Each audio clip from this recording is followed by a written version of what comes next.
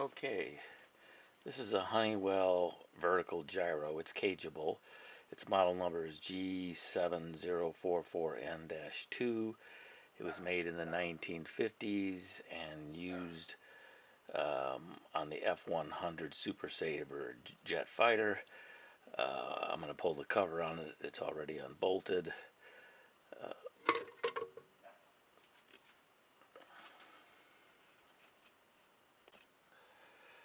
This is my electrical schematic that I created in an attempt to document this gyro. Main interface connector. You have the limit switch for travel.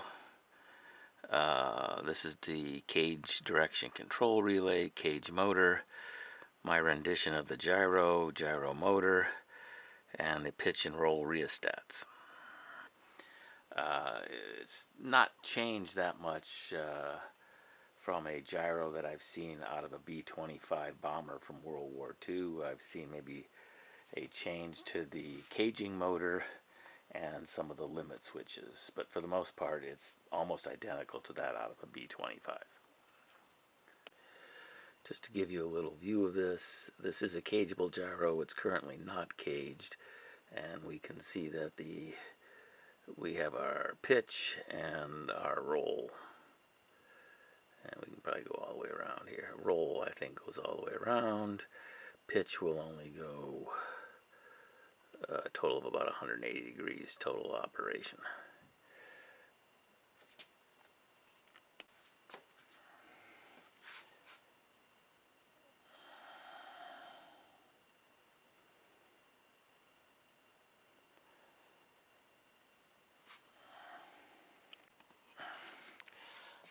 Not sure how readable the displays are here. I believe this one is pitch and this one is roll. Roll is, I think, a 6K pot on the gyro, and pitch is 11K.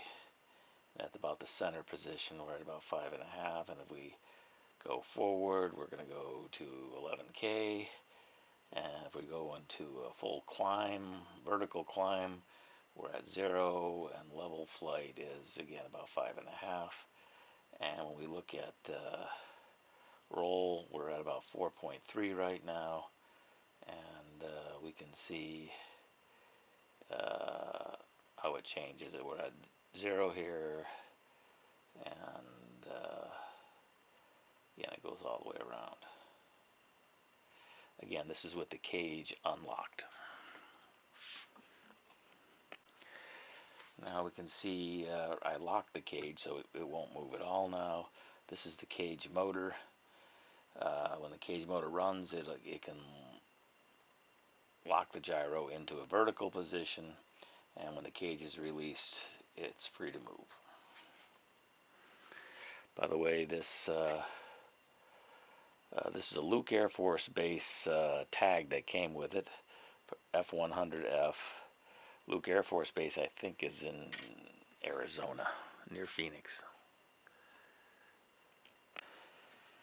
So the gyro requires a 110 volt AC 400 supply. I have a Variac over here set to 110 volts.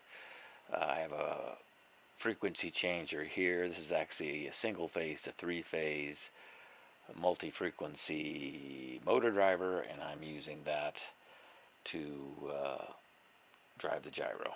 Okay, we're about to turn the gyro on. It will start to get noisy, so I'm not sure how well I can be heard above it, but stand by here. So we're going to flip on the 110 volts. We have to wait for the microprocessor on the frequency changer to come up, and that usually takes 20 seconds or so, and it's just come on. You can hear its fan running, and I'm gonna say run, and we can see the gyro is just starting to spin in here, and you can't see it from this angle. This part here does not move. The gyro motor is inside this case, and I can see there's 3 holes in the top, and I can see it spinning.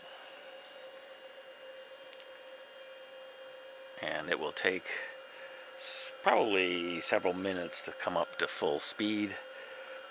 And by the way, when you shut this off, it takes about 15 minutes to stop spinning. So this has one heck of a good set of bearings.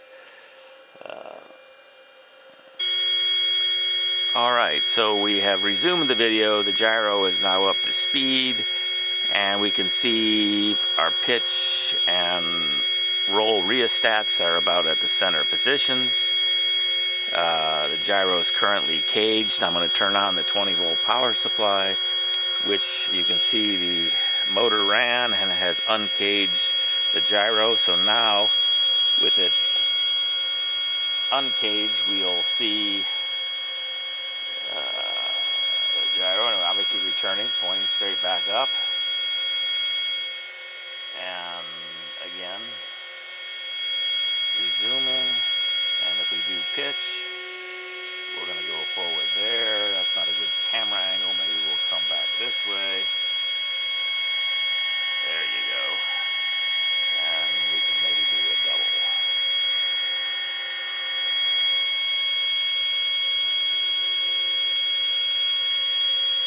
Obviously trying to be as gentle as possible with this. And I'm going to recage it, and you will see, and I shut the 20-volt supply off, you'll see the cage motor run again, and it's locking the gyro back in. Now when I move everything,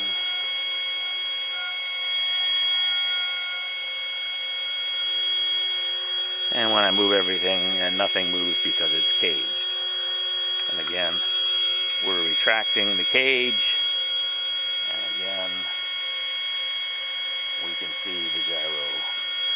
You can see the gyro working just fine. Again, this is a nearly 70-year-old product, working like a champ. This is really, to me, mechanical art. This is, you know, these will replace mechanical gyros, I believe, with the ring laser gyro. And now there's solid state and everything else, so